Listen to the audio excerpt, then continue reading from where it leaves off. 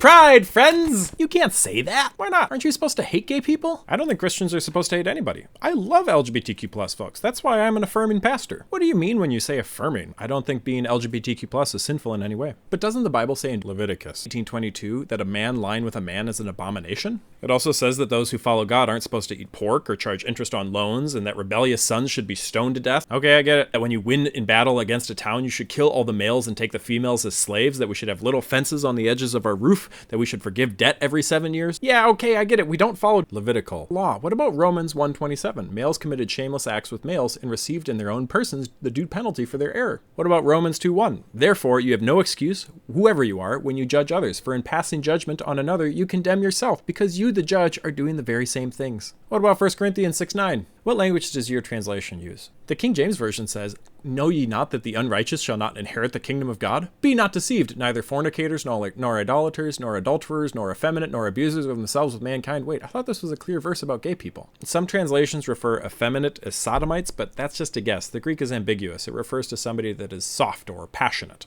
The Bible does not seem to say what I was told it said.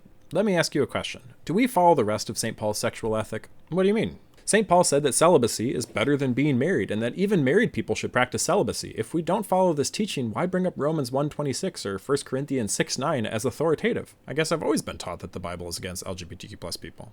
If that was so important, why didn't Jesus say anything about it? He talks about in marriage how men and women become one flesh. That's descriptive, not proscriptive. Jesus never really addressed the issue directly, only obliquely in Matthew 19, where he encourages his disciples to accept eunuchs. What's a eunuch? Somebody who was born biologically male but had their testicles removed. Were they treated differently because of that? Yeah, they weren't allowed into the temple and faced discrimination. But Jesus told his disciples to welcome them? Yes, and we see that practiced in Acts 8, where St. Philip baptized a eunuch without any caveats. So Jesus and the early church welcomed people who were considered outsiders because of their sexual identity? Yes, that's why I want to say